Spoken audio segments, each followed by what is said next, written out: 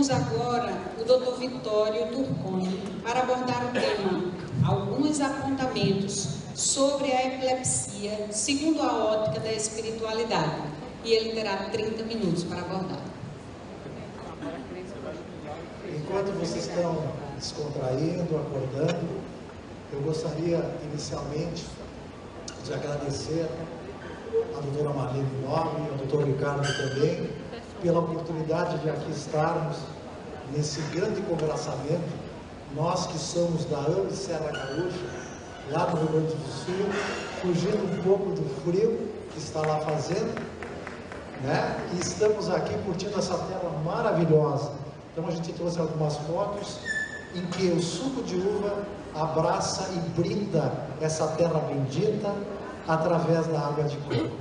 Então aqui estamos nós para falarmos um pouco nessa terra belíssima que nos acolhe sobre a temática proposta a pedido da doutora Marlene sobre apontamentos sobre efetivamente a epilepsia. Então vamos falar algumas coisas iniciais para depois darmos um enfoque da espiritualidade nessa visão que temos com a referência às epilepsias. Então, epilepsia é uma lesão orgânica, uma descarga elétrica desorganizada que atinge os neurônios, provocando sintomas correlacionados com a área cerebral afetada. É um curto-circuito, né? Para quem já viu, esses quadros são bem característicos numa crise tônico-clônica em que o paciente cai, desfalece, parece que vai desfalecer, se debate. A gente vai falando sobre isso. A classificação das epilepsias são generalizadas quando ela envolve os dois hemisférios cerebrais, causando então esse transtorno conforme as figuras que vocês estão vendo. E as parciais ou focais, que nós vamos depois mais nos deter, limitado a uma parte de um hemisfério cerebral. Quais as causas da epilepsia? Quando são desconhecidas, o quadro é avaliado como idiopático, que nos comprova, nós médicos, da nossa incapacidade de diagnosticar. Então, não sabemos ainda, por variados motivos, quais são as causas. Então, chamamos-las de idiopáticas. E as secundárias, que se sabe, são resultados de lesões neurológicas e alterações estruturais do cérebro. As malformações, como?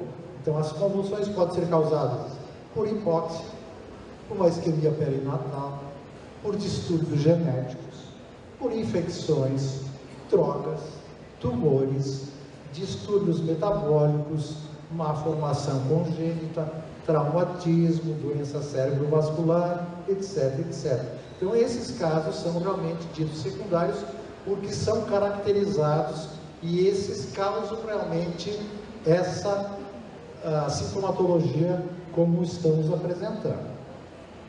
E o tratamento, nós temos duas opções. Temos o medicamentoso, que são os anticonvulsivantes, o antipilético, que são utilizados com grande vantagem, inclusive em torno de 70% das epilepsias são efetivamente tratadas e compensadas, praticamente a pessoa tendo uma vida normal. Em torno de 20% das epilepsias, o resultado é muito lábil, não tem um resultado bastante acessível ou proveitoso. E 10% são tratamentos cirúrgicos efetuados pelo avanço da neurocirurgia, que de 90% a 94%, 95% consegue ter resultados maravilhosos. Então, temos essas opções nesses casos. Mas a epilepsia, essa doença acompanha o homem desde os seus primórdios, desde os egípcios eram conhecidas, desde os sumérios, os gregos e os romanos, e descrita por Hipócrates também. Essa doença sempre teve um estigma que se arrastou por anos, sempre sendo caracterizadas, relacionadas a algo demoníaco, contagioso, sempre discriminando os portadores dessa epilepsia, e o é até hoje, trazendo grandes sofrimentos a quem a possui, quem a ataca com caracterizado pela epilepsia e a seus familiares, causando transtornos e dificuldades e sofrimentos muito grandes. E desde essa época, ainda na época dos sumérios, dos gregos, eles eram segregados.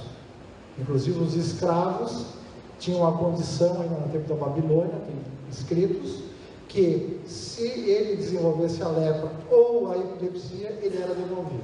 Vocês veem o preconceito que se arrasta e está nesse nosso atavismo que nós trazemos de épocas remotas, né? Nessa prevenção, nesse estigma que nós trazemos contra a epilepsia, ou melhor, quem é portador da epilepsia. E Hipócrates foi o primeiro a verificar e dizer que não, que a epilepsia não tinha nada a ver com o demoníaco, era algo relacionado com o cérebro. E aí nos traz, a partir de então, os posteriores ensinamentos. Então, quem presencia uma crise, e eu lembro muito bem como acadêmico, a primeira crise, a gente fica realmente assustado e nos desconcerta. Quem viu, quem presenciou, como leigo ou como médico, né? As primeiras crises realmente são assustadoras. Parece realmente que a pessoa vai desencarnar. É essa a sensação que a gente tem. É uma sensação realmente terrível. E a gente, como pediatra, a gente fez muito tempo atendimento de urgências, e a gente atendendo os pequeninos com convulsões, é realmente estarrecedor, né? É um pânico generalizado. E nós, como pediatra, não podemos entrar em pânico junto, porque isso realmente ele sensibiliza todos nós, né? Então, quem já viu sabe o que acontece. Por causa dessa reação que para muitos parece demoníaca, negam então problema de emprego, vaga na escola, a família sofre e ela se esconde. Então, tem trabalhos que eu vou relacionar agora, que foram feitos aqui no Brasil, sobre essa problemática. Todo mundo sabe da discriminação, né? Mas foi feito um trabalho muito interessante, que eu vou abordar logo a seguir, porque no mundo há cerca de 1 a 2% de epiléticos, e no Brasil existem cerca de 3 milhões de epiléticos. Vejam a quantidade, né? O Dr. Lin, que é professor da Unicamp, e a psicóloga Paula Fernandes realizaram um lindo trabalho para fazer um levantamento sobre os epilépticos em São Paulo. Então foram avaliados nessa pesquisa 1.800 pacientes, 1.850 pacientes epilépticos. E as conclusões que eles chegaram foram as seguintes: que o estigma era maior entre as mulheres do que entre os homens, e maior com aqueles que tinham menor instrução. Vejam o preconceito. Então é atroz, porque normalmente quando existe um namoro, acaba um namoro, quem tem crise de epileptoide, muitas vezes a pessoa perde o emprego, ela é segregada e ela é afastada. Então a gente vê pelas estatísticas, então, os quadros depressivos são maiores, o suicídio é 3 a 4 vezes maiores que as pessoas normais. Então tem todas as consequências por esse estigma cruel que é feito pela própria sociedade, né, nessas pessoas. Existe também um estigma por parte da religião. Todas as religiões sempre falam, nós vamos abordar depois do menino lunático, né, que Mateus nos traz, os ensinamentos de Jesus, o menino possesso, sempre se traz as curas, mas não se fala efetivamente na cura e no processo, também obsessivo, que falaremos. E a única religião que realmente traz um enfoque diferenciado é a doutrina espírita. O espiritismo já entende e aceita de uma maneira diferente. Mas isso também nós teremos que falar com maior profundidade em relação a nós médicos espíritas das associações, nós integrantes de centros espíritas, como efetuarmos efetivamente o atendimento e a orientação à família e a esses pacientes epilépticos. Essa é uma preocupação que todos nós temos que ter. Mas felizmente a religião, ou a doutrina espírita, ela traz realmente essa ótica, essa visão mais ampla e aceitando mais naturalmente. Então, se nós voltarmos então nas interpretações bíblicas do menino epilético, como eu falava, ela também contribui com esse estigma. Vocês todos lembram essa passagem em que diz como está. E depois que veio para onde estava a gente, chegou a ele um homem que, posto de joelhos, lhe dizia: Senhor, tem compaixão de meu filho, que é lunático e padece muito, porque muitas vezes cai no fogo e muitas na água. E tenho apresentado a teus discípulos e eles não o puderam curar. E respondendo, Jesus disse: ó geração incrédula e perversa, até quando hei de estar convosco?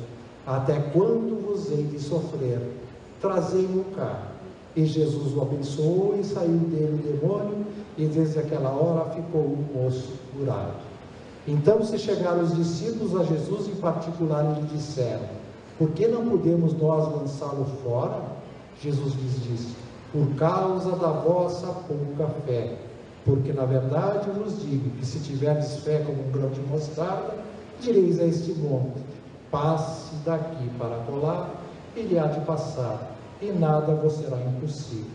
Então, nessa passagem, Jesus nos mostra a autoridade moral além da fé e da prece para afastar esse espírito imperfeito.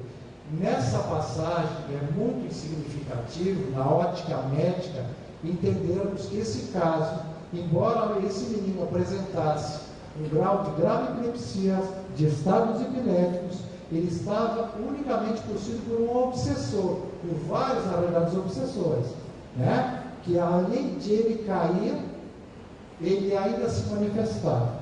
Então, no momento que Jesus, pela sua autoridade moral, afastou, esse menino ficou curado. Se ele não possuía lesão orgânica, ele só estava sendo obsediado. Então, esse é um fato, é um dos tipos de epilepsia, que nós temos que ter isso em mente. E a medicina acadêmica ainda não aceita a espiritualidade agora, mas logo ali terá que aceitar. Isso depende de nós.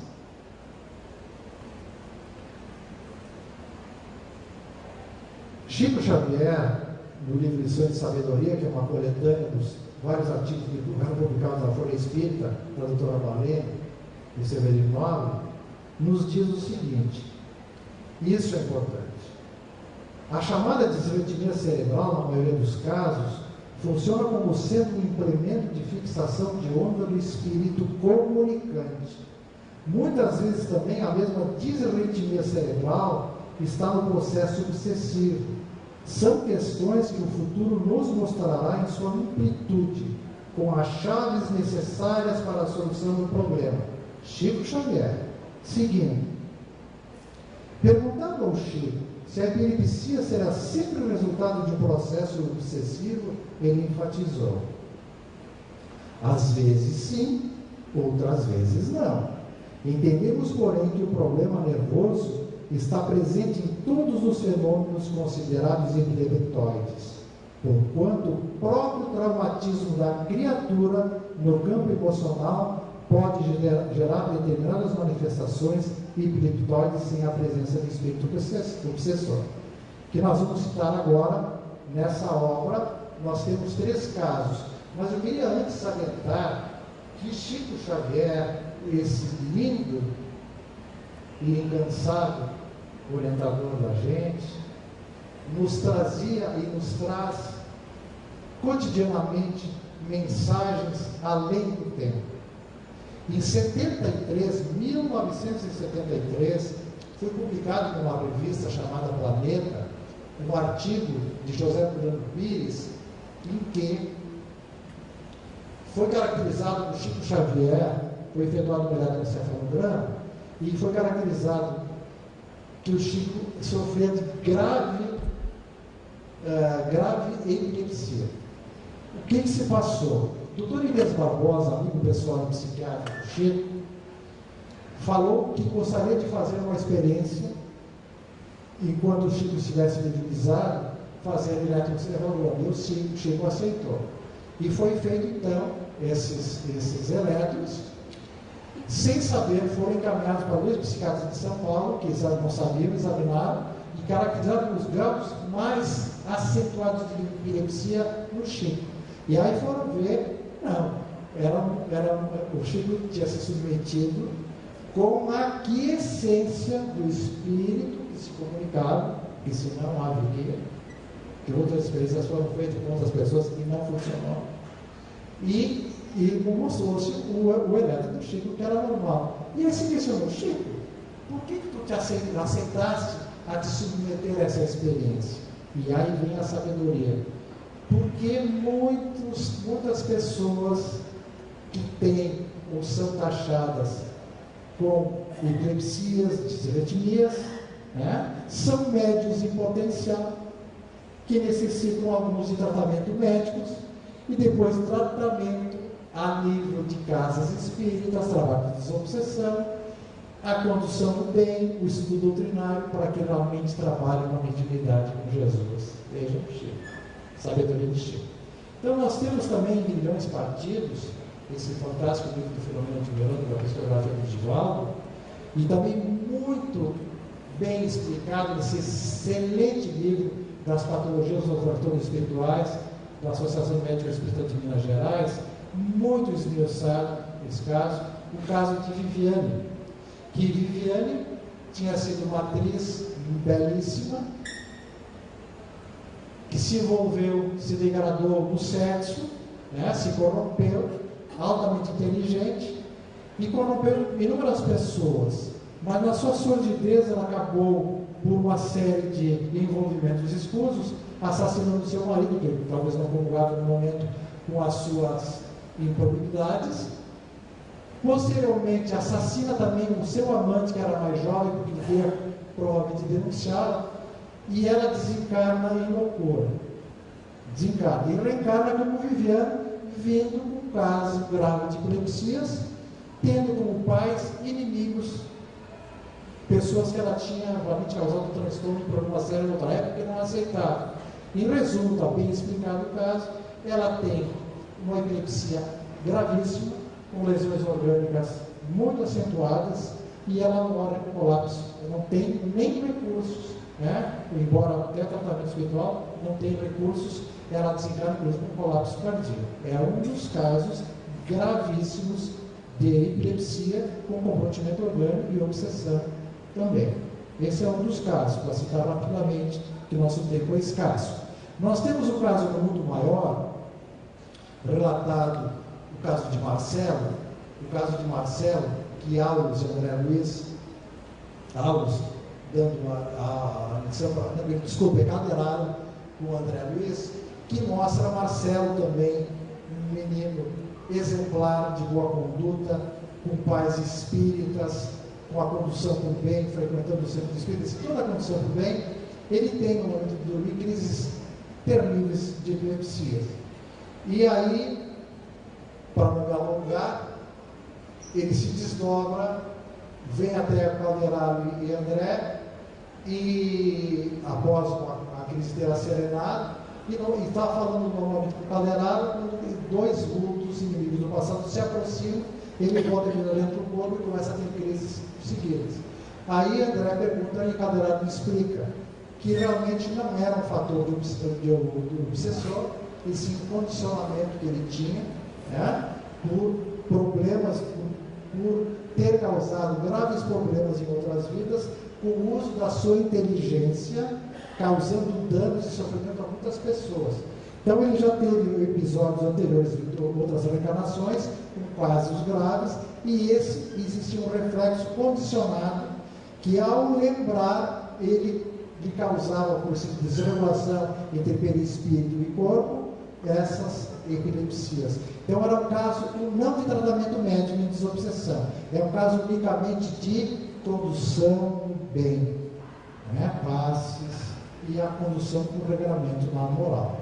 Já nos domínios da mediunidade, nós temos o caso de Pedro, em que Aulos, sim, então está com André, é aquele caso de Pedro que vai com a mãe até o centro espírito e entra numa crise epilética, também em estado epilético, e é colocado no quarto reservado e se debatendo. E nesse caso é explicado que Pedro, em outra encarnação, ele tinha interesses escusos, prejudicou o seu irmão, a quem ele invejava, causando danos econômicos e causando a morte do irmão, em função de querer também a esposa do irmão. Vocês vejam os meandros arquitetados e as consequências com essa no futuro. causando então a morte do irmão, transformando num obsessor cruel. Ele estava morrendo por causa de possessão. Então, nesse quadro, também Pedro teria que fazer um imenso tratamento para conseguir se recuperar. Então, um quadro de obsessão, também com lesão orgânica. Então, tem vários casos para trazer. A medicina de vida e doença, que é uma perturbação do bem-estar físico, psíquico e social do ser humano, resultando dessa interação, então, no quadro psicossomático. E aqui nós temos que entender, porque todos nós, por mais saudável que sejamos, até o momento de sermos examinados, consequentemente nós teremos algum problema. E nós que somos espíritas entendemos, né, que somos espíritos, estamos vinculados a esse órgão, temos sim todos, quer queiramos ou não, doenças da alma. E consequentemente traremos nas nossas vestes orgânicas as consequências e fatalmente surgirão danos em algum lugar, se manifestando como doenças. Então, e isso que eu quero chamar a atenção, porque como pediatra também, porque em torno de 70% dos pacientes as causas da epilepsia são desconhecidas, porque 50% se dão aquelas crônicas, mas nós temos muitas epilepsias ditas, as crises de ausência, né? As pessoas que realmente se desligam, e isso é comum em criança, né? Nós temos também que diferenciar os quadros de autismo, que é outra coisa, mas tem uma série de manifestações, dores abdominais. Eu lembro que logo no início de uma carreira como pediatra, peguei um quadro inexplicável, na época eu não era espírita, não entendia assim, né? Então, tem várias manifestações, né? A gente tem pessoas falando sobre mediunidade infantil, que a gente sempre aborda, a gente sabe, tem as lembranças de vidas passadas, nós temos os amigos imaginários, nós temos uma série de fatores que todos temos que ter os olhos de ver e afastar, para realmente caracterizarmos essas diferentes formas de epilepsias que acometem nossos filhos. Algo que sempre me intrigou pela nossa incapacidade é a tal da convulsão febril benigna, que se diz que é comum ocorrer em latentes que têm uma crise convulsiva ou duas e se caracteriza o eletro inexpressivo, o muito dos casos que tem, e muitos desses casos agora jovens estão chegando nas nossas casas espíritas e nós não temos gente gabaritada não para atender essas pessoas e esclarecer isso. Então isso é também outra preocupação que eu tenho e é um debate que nós temos que ter entre os exames e das casas espíritas, como acolher e como orientar essas pessoas, porque há necessidade sempre do tratamento médico, sempre, mas tem que ter um amparo espiritual consequentemente. E normalmente quem vai não é espírita, quem vai normalmente não é espírita em busca de ajuda. Então nós temos que saber como agir, né? Nós também temos a ética médica, como médicos que somos, mas nós temos que realmente, antes de tudo, entender, e como nós entendemos que é um ser integral, a maneira óbvia, precisa que temos que atuar para auxiliar esse irmão que sofre e tirar esse estigma tão terrível que eles possuem. Dr. Lúcio Facura, esse exemplo de médico, de homem, né? Neurocirurgião, para quem não sabe, da Universidade de Campinas, do Instituto do Cérebro, traz trabalhos fantásticos e ele caracteriza muito bem a epilepsia para que a gente realmente possa caracterizar e diferenciar os graus de mediunidade, porque tem muitas manifestações que realmente são mediúnicas e não epileptóides. Então nós temos que ter um conhecimento e a capacidade de entender isso, que ele traz muito bem nesse livro, O Cérebro e a Mente, que eu aconselho que leiam. E ele nos traz, além desse livro, No Mundo Além dos Neurônios, considerando a natureza espiritual, ele classifica as doenças da alma para que a gente entenda como se processam, como se manifestam e como ocorrem essas alterações orgânicas nesses pacientes epiléticos. Ele nos falou as doenças da alma, caracterizando-as em doenças espirituais autoinduzidas, como o desequilíbrio espiritual e a auto-obsessão, anímicas. Então aqui nós vamos ver que nós, pela nossa conduta, pela nossa maneira de ser, nós, através do nosso pensamento, que é energia, nós plasmamos o que somos. Então, quando nós plasmamos inveja, ódio, malquerenças, nós realmente formatamos raiva, ódios, enfim, todas as coisas ruins que formatamos, elas ficam vinculadas a nós mesmos. E é um quadro de obsessão, realmente. Nós atraímos quem? Nesse tipo de pessoa. E essa auto-obsessão vai nos causar realmente dificuldades e causar realmente danos, porque consequentemente também nós vamos entrar nas outras fases. Uma segunda, nas doenças compartilhadas ou associações perturbadoras de espíritos, obsessores e vampirismo. Nós sabemos que nós somos em torno de 7 bilhões de pessoas encarnadas e fala-se 4, 5 vezes mais os desencarnados ao nosso redor. Nós sabemos que nós temos vinculações passadas, porque todos nós causamos problemas por uma série de problemas, porque nós temos, através das nossas escolhas, tomarmos nossas decisões. E nem sempre nossas escolhas e decisões, como tomamos agora, são boas a todos. E criamos muitas vezes inimizades. E muitas vezes foram inimizades muito grandes, né, que transcenderam outros problemas mais sérios, causando-nos, muitas vezes, inimizades atrozes, prejuízo. Fora outros prejuízos que causamos, né, quando nós agimos mais de uma maneira primitiva, causando realmente mortes, enfim, muitas coisas. Então, essas vinculações nós sabemos. Quem possui ainda vidas desregradas na sexualidade, ou drogas, ou álcool, ele atrai, através desta forma de agir, os obsessores, né, esses vampiros, que vêm que sugam essas energias, causando-nos também problemas e, consequentemente, prejuízo a nós, que começa, nós sabemos, com a transformação perispiritual, nessa vinculação átomo-átomo que existe entre o perispírito e o corpo físico. Esses átomos viram de uma maneira bastante acentuadas nesse congraçamento. E quando a gente realmente está mal, existe uma dissintonia. Por isso também que é frequentemente, através dessas vibrações, a gente sentir, quando a gente está mal, a fadiga exagerada, né? Aquela, nós chamamos no subgrupo, aquela digestão que não se faz digestão, aquela enxaqueca que pede pneu no estômago, né? Muitas vezes é tudo relacionado com essas nossas formas de agir. O mediunismo, como manifestações sintomáticas incipientes de comunicações espirituais descontroladas, que nós vemos que na primeira fase a mediunidade se manifesta na criança, que nós sabemos que o perispírito em si, o ciclo se fecha no laço até os 7 anos, e é comum na criança ela ter uma mediunidade aflorada de uma maneira muito leve, porque a criança realmente, quando existem espíritos protetores que vêm ao amigo imaginário, ela age naturalmente como ela difícil a nós todos. Mas existem os casos realmente de obsessores que causam prejuízos atrozes, né? Ou quando mesmo ela percebe e fala que existe por parte de familiares de nós preconceitos, né? Que fazem com que a criança comece a se fechar em si, e aquelas também que têm uma mediunidade sofrível, que pode muitas vezes simular crises convulsivas e intelectuais.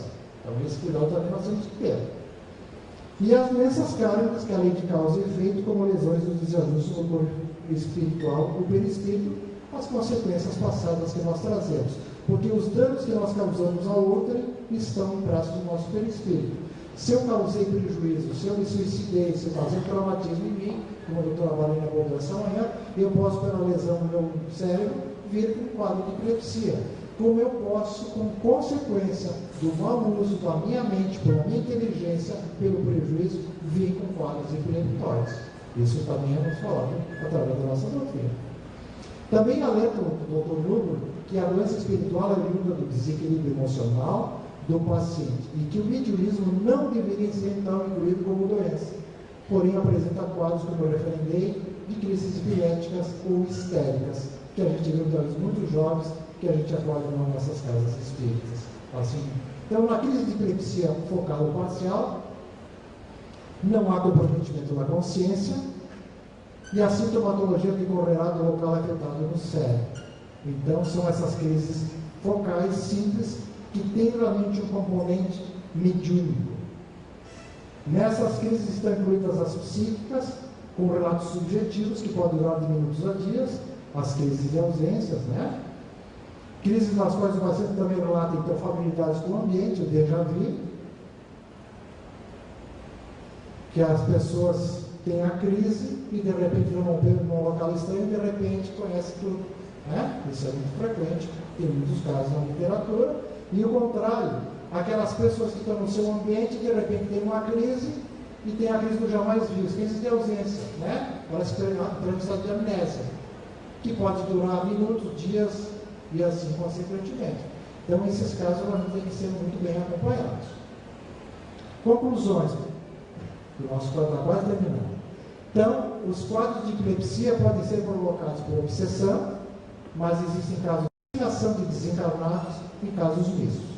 Segundo, independente da etiologia, com ou sem envolvimento obsessivo, há necessidade de uso da medicação da medicina acadêmica. Sempre há necessidade de atendimento médico, acompanhamento médico. Não se precisa jamais disso. A presença de automatismo pós-convulsivo é compatível com o diagnóstico de ação obsessiva. É o caso do menino lunático, que aí se manifestava. As crises epiléticas, normalmente a pessoa entra em inconsciência, depois acorda. E o obsessivo não, aí é a manifestação. A terapia desobsessiva é altamente eficaz, devendo ser usada como preconiza a doutrina espírita. O estudo dos casos clínicos sugere que a maioria dos quadros de epilepsia representa processo obsessivo atual ou do passado, e que todo paciente epilético deve ser abordado com processo terapêutico. Todos tiveram obsessão, depende do estágio que está. O quadro secundário a processo obsessivo, se não socorrido em tempo hábil, pode levar à lesão física. Então, quando nós sabemos distinguir, tratando o obsessor, evangelizando o paciente, consequentemente nós evitaremos a lesão física. Vejam a importância, né? A medicina tem que se abrir para isso sim. Existe uma sequência então evolutiva do processo de cura. A epilepsia e a obsessão como lesão física. Primeiro, uma obsessão sem lesão física. Depois, epilepsia por reflexo condicionado. Depois, estado convalescente, isso de encarnação em encarnação. Com crises dependendo do comportamento do paciente até a cura. Esse é o quadro que é a necessidade de passar, para que a gente entenda isso. Infelizmente, a nossa medicina acadêmica, apesar do enorme avanço na diagnose das enfermidades, se encontra muito aquém de compreender as doenças espirituais e sua interatividade com as ciências humanas. Dessa maneira, a medicina, como as religiões e a sociedade, contribui com o estigma da epilepsia, quando não reconhece a mediunidade como a faculdade do ser humano e com a possibilidade de tratamento das doenças espirituais. E esperamos realmente que, através desse enfoque que as ONGs trazem, o conhecimento que vocês têm nessas reflexões, no estudo, na busca dessas definições das doenças que nós mesmos somos causadores, nós possamos realmente alicerçar, darmos um passo definitivo para que realmente a espiritualidade entre e a medicina abra as portas para que realmente a gente propicie o melhor para nós e para os nossos pacientes. E para concluir,